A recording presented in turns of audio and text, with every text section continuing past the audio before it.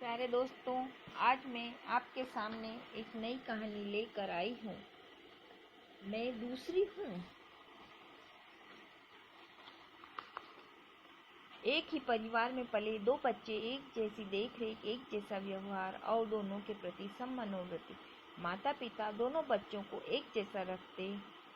बच्चे भी बिना किसी राग द्वेष के आपसी भाईचारे के साथ बड़े हुए। दोनों भाइयों की शादियां हो गई, बच्चे हो गए।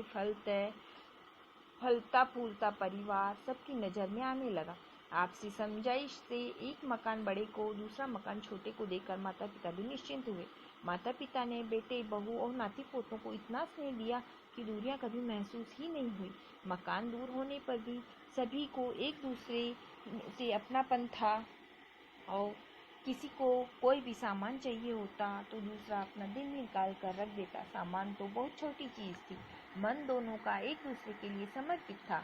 जब पिता का स्वर्गवास हो गया तो 2-4 माह कहाँ गुजर गए मालूम ही नहीं चला। माताश्री कुछ संकुचित हो गई।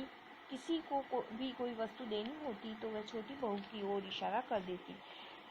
उसने मन में प्रण कर लिया था, छोटी बहू को किसी भी तरह से नाराज नहीं करना है। वह अपने हाथ से किसी को कुछ नहीं देती थी।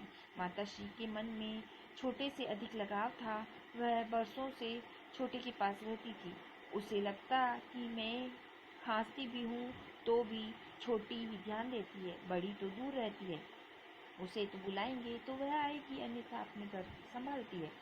बड़े बेटे बहू अपनी सारी समस्या को माँ के साथ साझा करते। उन्हें हमेशा ये लगता कि सभी समस्याओं का उचित समाधान माताश्री के पास मिलना संभव है। उनकी छत्र छाया में हमारा भला होगा। वैसे भी मानवीय मन स्वार्थी भी होता है। एक दिन मशीन से कुछ सिलना था, अचानक सुई टूट गई। बहू रानी जल्द ही काम छोड़कर माताश्री के पास पहुंच गई। माता जी, मुझे आपकी सिलाई मशीन चाहिए। मुझे अत्यधिक आवश्यक सिलाई करनी है। कल वापस ले आऊंगी। मेरी सिलाई मशीन की सुई टूट गई है। लॉकडाउन में सभी दुकानें भी बंद है। कहाँ से मंगाऊं या लेकर आऊं? इस समय में सुई मिलना मुश्किल है।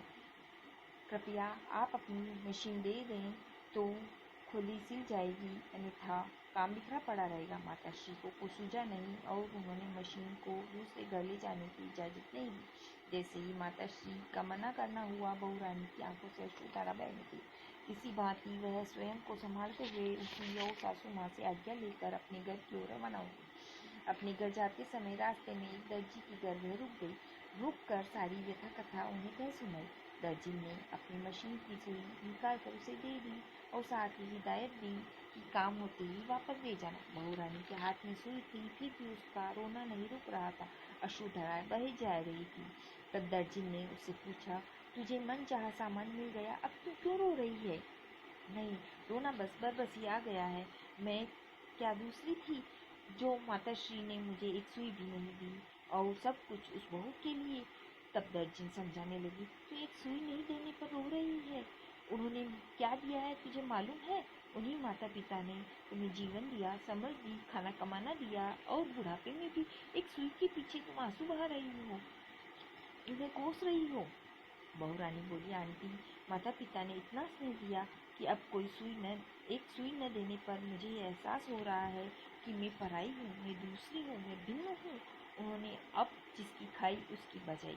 यदि जीवन भर मेरे पास रहते तो शायद मेरे प्रति भी उनकी आत्मीयता हो जाती। इस वाक्य ने मुझे एक भिन्न घराने की औरत सिद्ध कर दिया है। इस पर मुझे रोना आ रहा है, रोना नहीं रुक रहा।